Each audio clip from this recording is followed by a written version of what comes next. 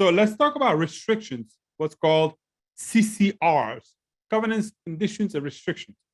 The easiest and best way that I can think of thinking about covenants, conditions, and restrictions is biblical studies. Biblical studies. God made a covenant with Moses. I'm not Christian, but I just know that part because it's been like drilled in my head in school when I was a kid, right?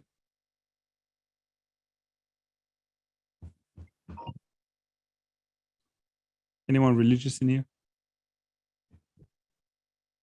I consider myself spiritual. I believe in God. Awesome. Religion gets too complicated. So covenant is basically the same thing in the Bible. Can anyone give me a definition and description of what a covenant is? What is a covenant? When God made a covenant with Moses, what was that? What is a covenant? It's basically when, am I on? It's basically when, in layman terms, make a deal with someone. Made a deal, made a contract. Yep. It's an agreement. So a covenant is a deal. It's a contract. That's what a covenant is. So you can have what's called a private covenant or private deal or private agreement or a private restriction, right? Private. It's unilateral, right? No, private is not unilateral. Private is bilateral. Private is bilateral. Okay? Private is bilateral. So covenant, the developer of the subdivision records in the counter registry of deed covenants that are binding on the property in the subdivision. When the developer is no longer active in the subdivision, the owner signs a separate contract. So covenants is basically, I own 10 acres of land and I decide to sell all of the land to different owners. So if this is my 10 acres.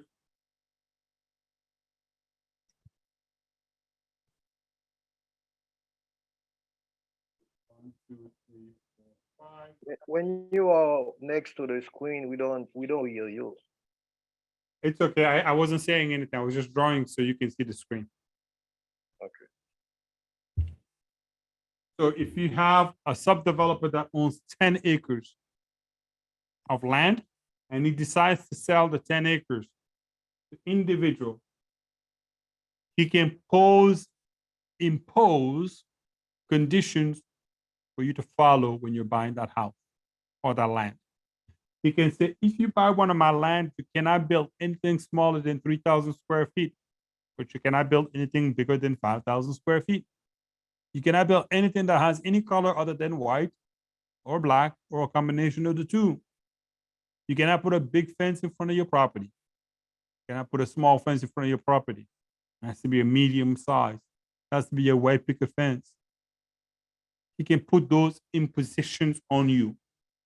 What happens is when you buy that property, you are agreeing and consenting to that deal. You are agreeing and consenting to those conditions. You are saying, yes, I'm going to abide by those, and then you buy. That's what a covenant is. Think of it as condo docs, condo rules and bylaws. It's the same kind of concept.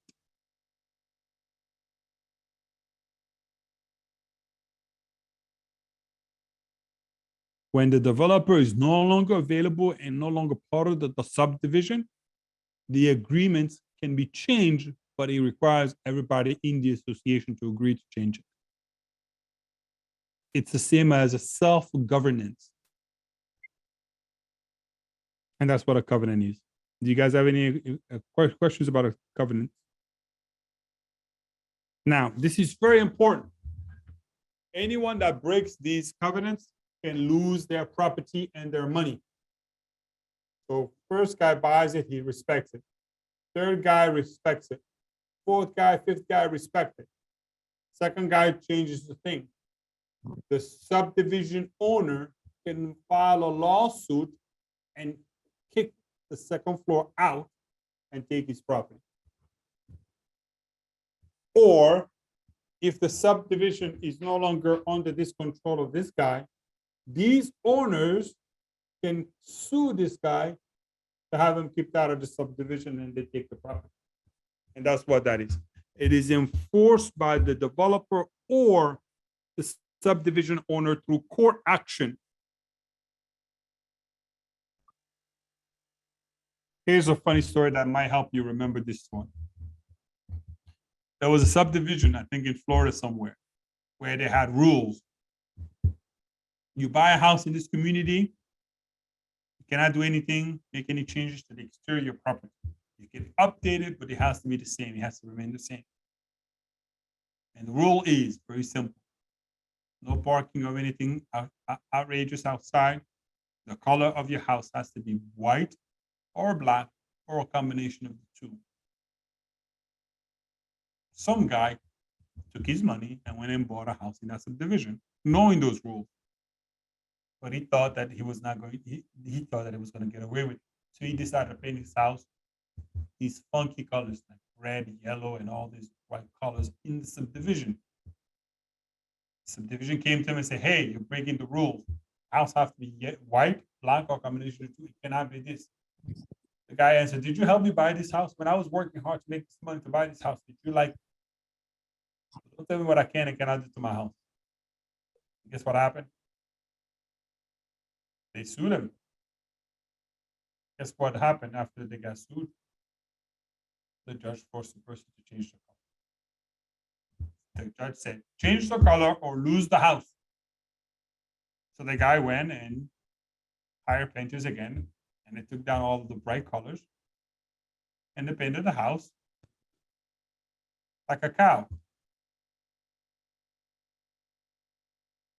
A white house with a bunch of black dots all over the place.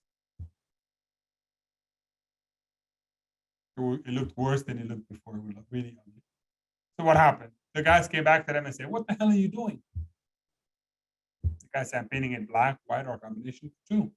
So what happened? They sued him again. Guess what the judge said? The white-black combination is in accordance with the rules, so it stays.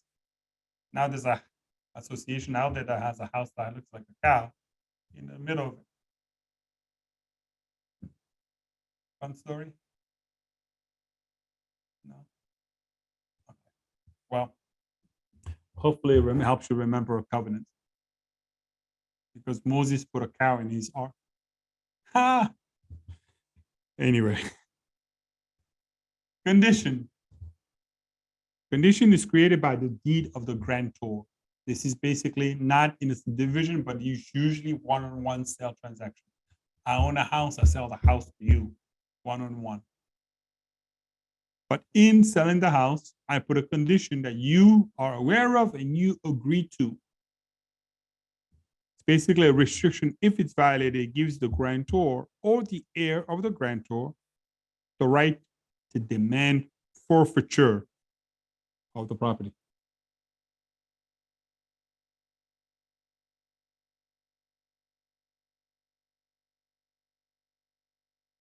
So an example of this is, I'm going to sell you my house. There's a picture of my grandmother on the mantle of the thing. You will buy it, but you agree not to ever, ever, ever take down the picture of my grandmother off the thing. So you buy the house.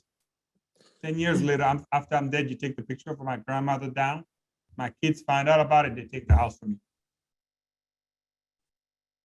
Do you guys understand? So the grantee has what's called a defeasible. Can I ask a question? Of Is that course. how does like buying like a historic home works? Historic home is not quite the same, but it has similar meanings, similar implications. You can remove a house from a historic thing, but usually once it's there, it's there. It's supposed to give you tax benefit and those kinds of scenarios. But that is an agreement between you and the municipality or whoever put the property on the historical registry and the municipality or the town or the state or in some cases, even the UN Registry of Property. That is different than this one. This one, it doesn't have to have any kind of significant impact above and beyond the two people that are involved in the transaction, particularly the person who is selling the property. That's the reason why this is a little different than the historical.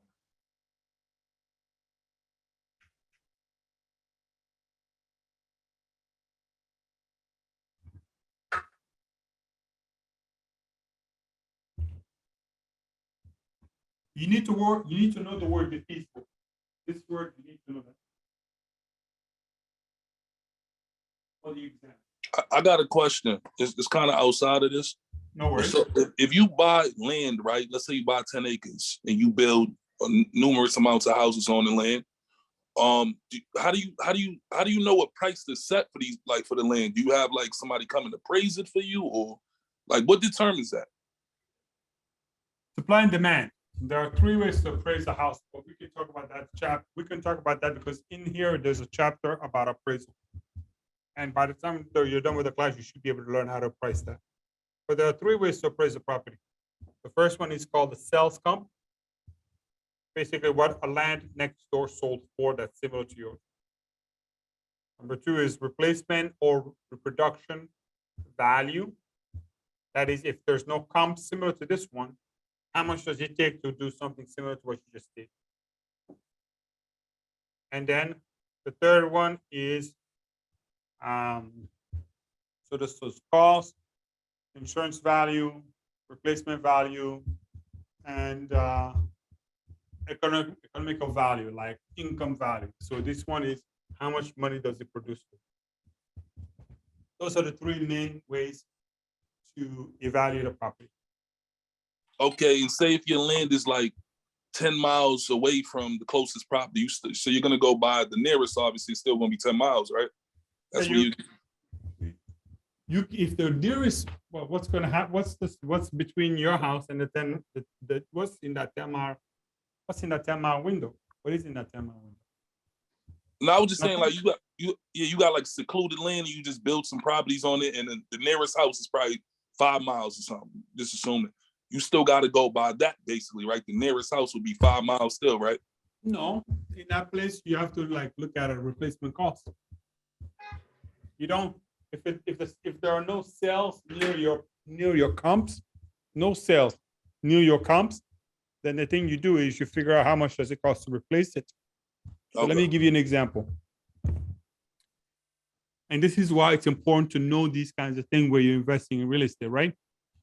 If you're buying a house in the New England area, Massachusetts, all the way down to like New York, Washington, D.C., it's very difficult to go 10 miles without seeing a house.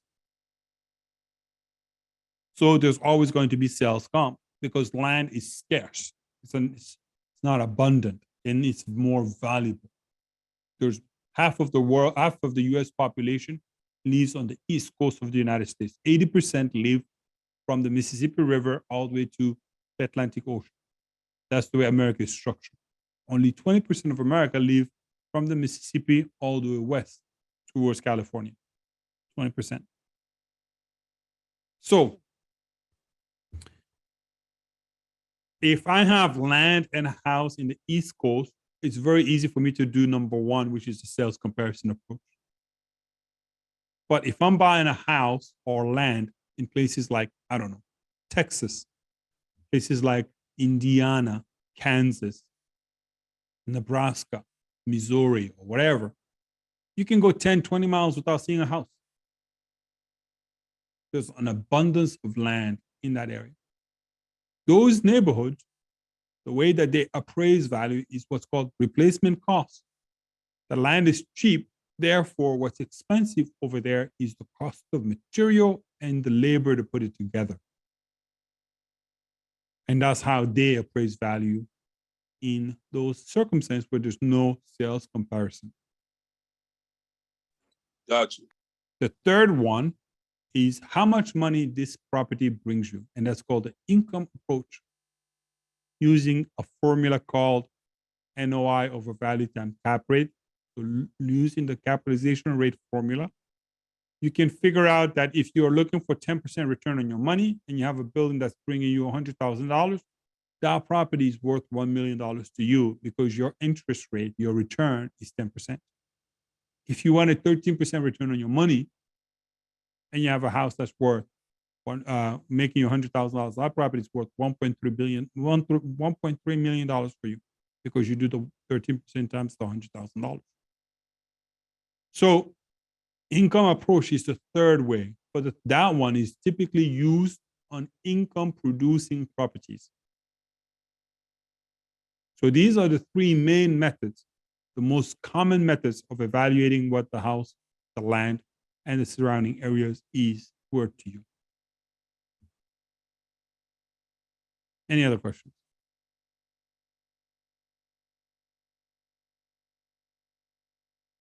So as I was saying, defeasible is a word that you need to understand. Defeasible is you need to understand, you need to know. When you think of the word defeasible, what do you think of? What does it associated with?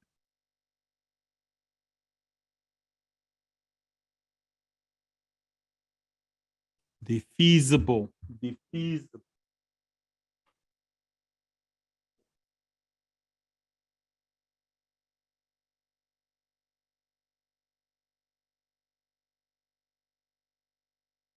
Defeasible is something that dies off, that eventually has an expiration date.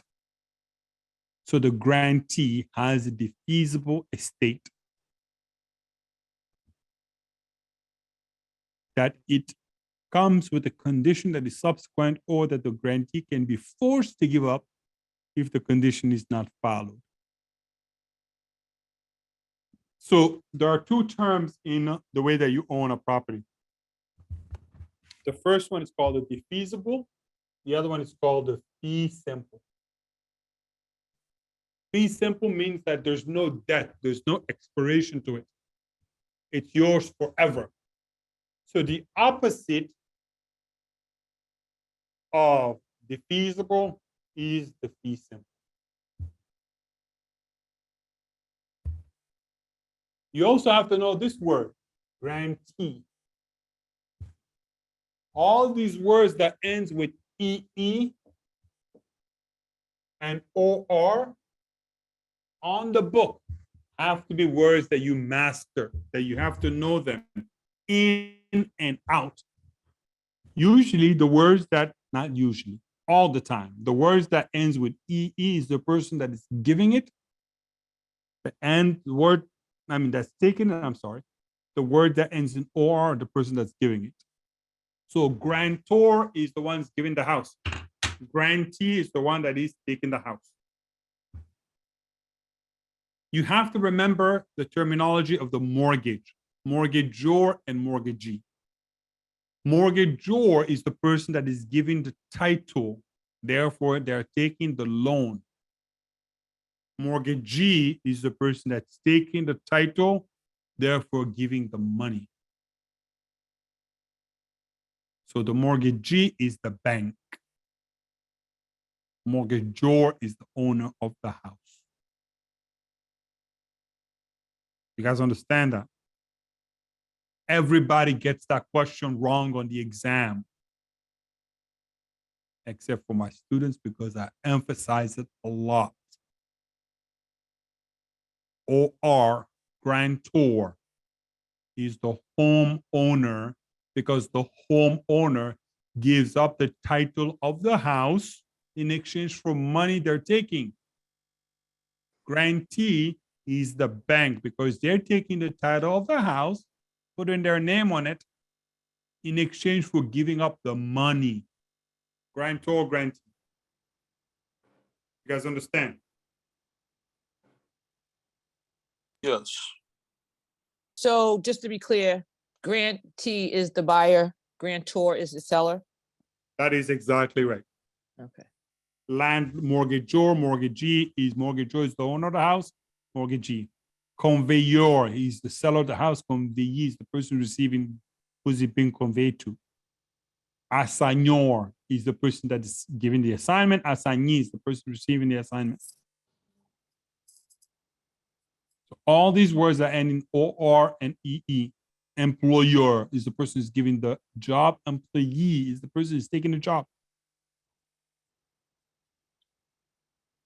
Don't think when you're taking the exam and they come up with the question of mortgage or mortgagee, please stop and think 2 times.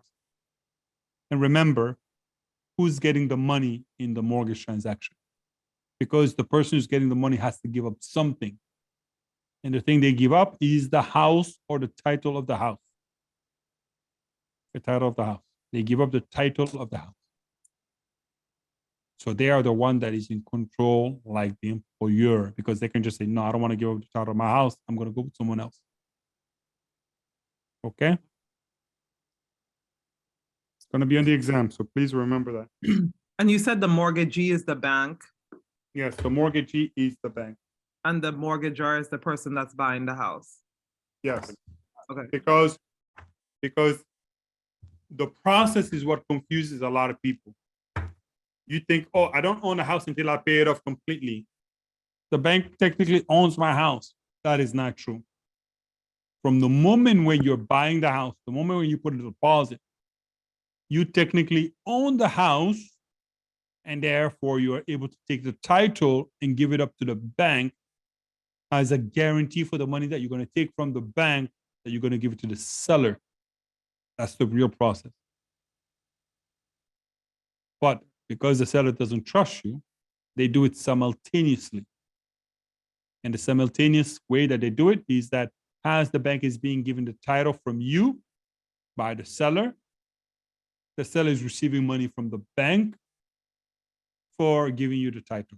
And you're signing 2 documents, one conveying the property and one receiving the property. So you sign a reception, a conveyee from the seller, and then you sign an assignment or a mortgage to the bank. You guys get it? Does that make sense now or no? So that makes sense to me. Yeah, that makes sense. That's the reason why you're the mortgagor, because you give the bank interest, title, rights, encumbrance, bundles of rights into your property. Any questions?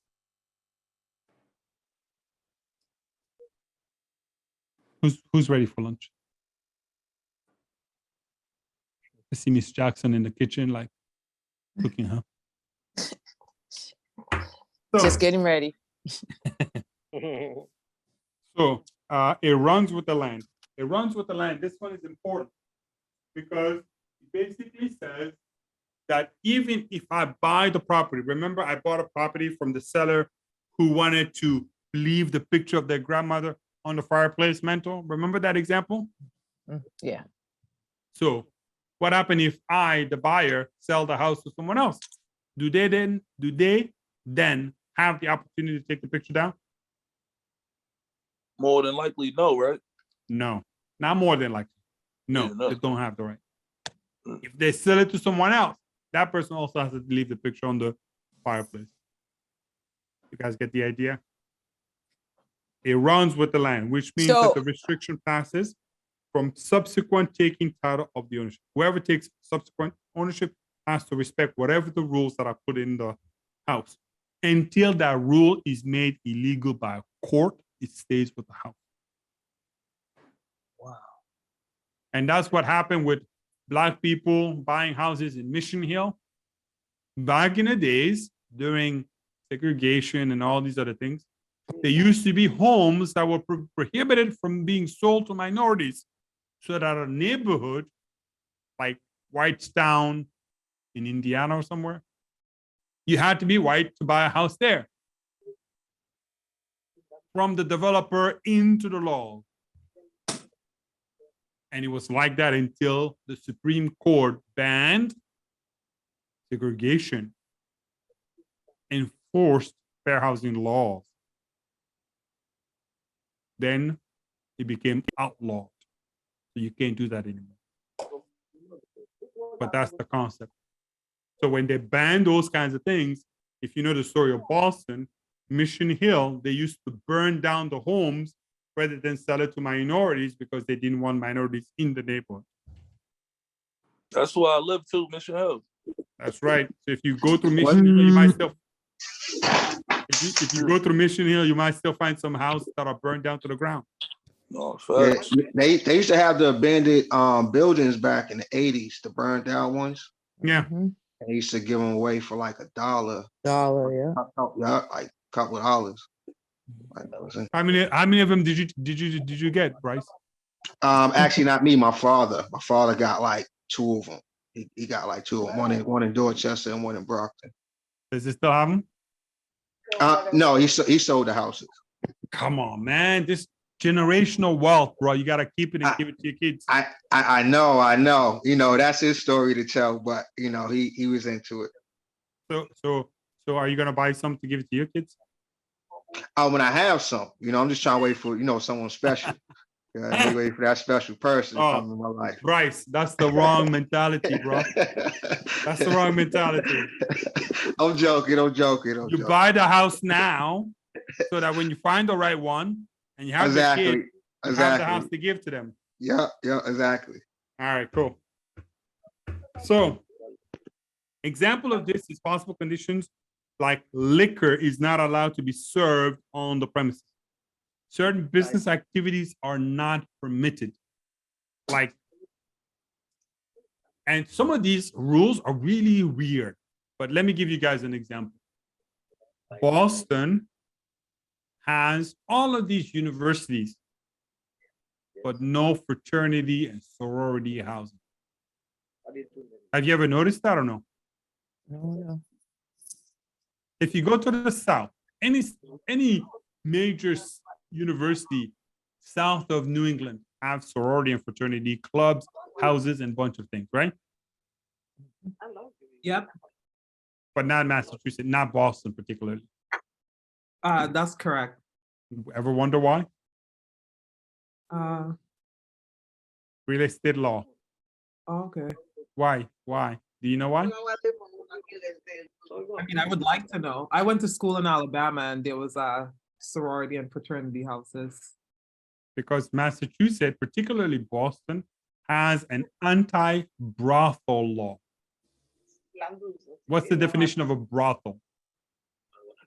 Where people congregate, Brothel hang out, is party, things.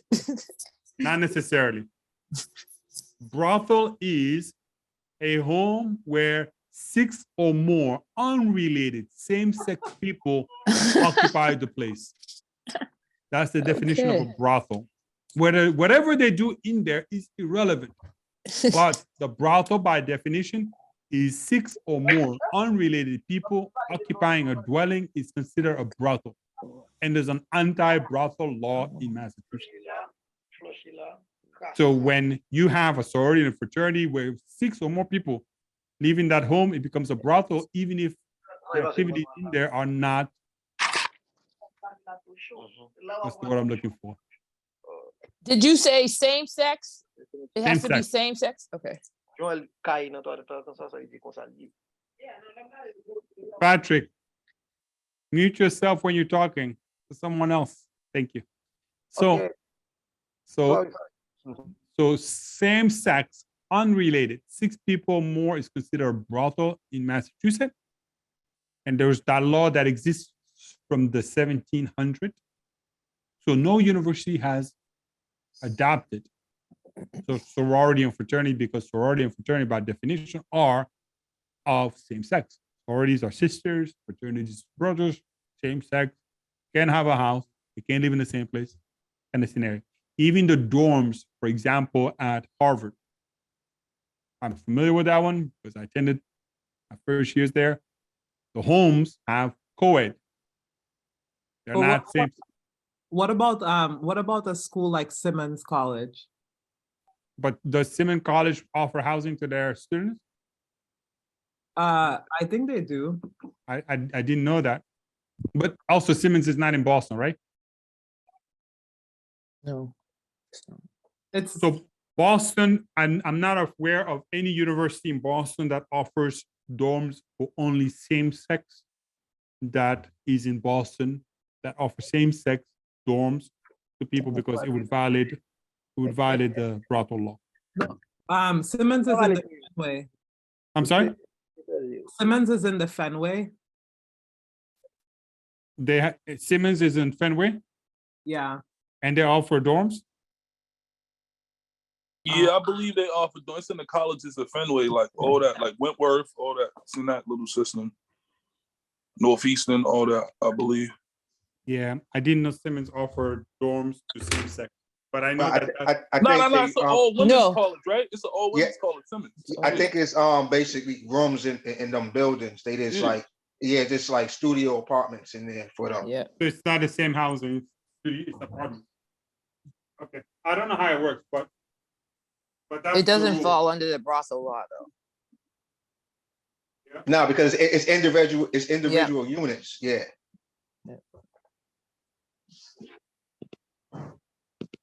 So that's the story.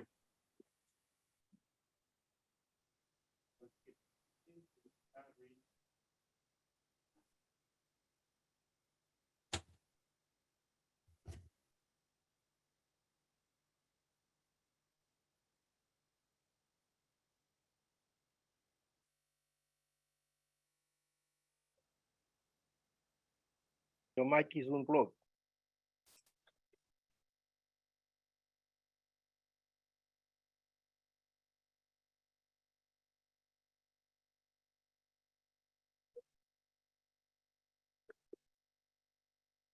Is this mic working?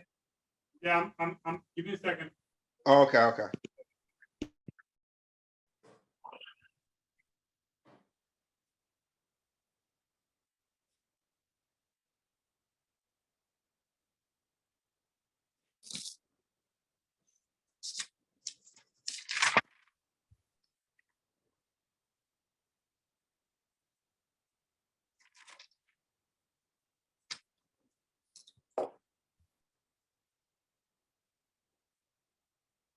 Okay. So I have to figure out how to plug the power source to this camera because battery keeps going up every hour. So that's the rule that I'm aware of. So you have to remember the next paragraph in the conflict, right? The conflict between a private restriction and a public restriction. It doesn't matter that the other one is public or more powerful than the private. The thing that matters is the one that enforces the most, the one that takes away most of your rights will be enforced. The one that takes away most of your rights will be enforced. Does that make sense? The one that takes most of your rights. So let me give you guys an example of this. Suppose that a town has a rule. It's a dry town. No liquor, no alcohol to be consumed or to be sold in the premise or in the state or in the county or whatever. Right? Think of towns like Belmont. Think of towns like Medford. No liquor store. But the home or the business allows you to sell liquor. Can you sell liquor?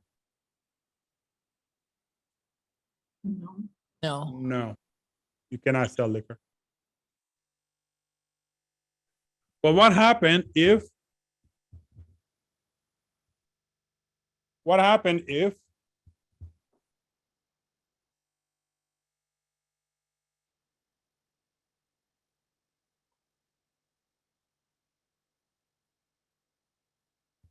we lost somebody, I think. What happened if in the community, the town allows you to sell liquor, but the property does not? Can you sell liquor? No. No. So the rule is that the one that takes away most of your right is the one that is going to get enforced. The one that takes away most of your rights are the ones that's going to get enforced. So I have a question. So Yes. if the property is like you could sell liquor, the town says you can't sell liquor. that means you can't sell it. That's correct. But on the flip side, if the town says you can sell liquor and the property says no, You can't sell it. you can't sell it. Okay, So Both of- I'm Both of them confused. have to give you permission. okay. Oh, Now, that's So- different from the That's one that I talked about earlier, where it is outlawed to restrict certain things. So if a rule came in the court that says it is illegal for a property owner to prevent you from selling liquor, then the private restriction doesn't matter anymore. You can sell liquor because it has been outlawed. But if it's not outlawed and there's a private restriction, even if it is allowed, you still can't do it. And at- Those are two clear different things. You guys understand that, right? What if they give you permission on a like certain areas, certain locations of the property? Then you Is can that- only but- do it to that certain location of property if the town allows. it, and it stands They in the still gotta, still gotta give permission, either or, okay, yeah. And this is only in a covenant condition restriction.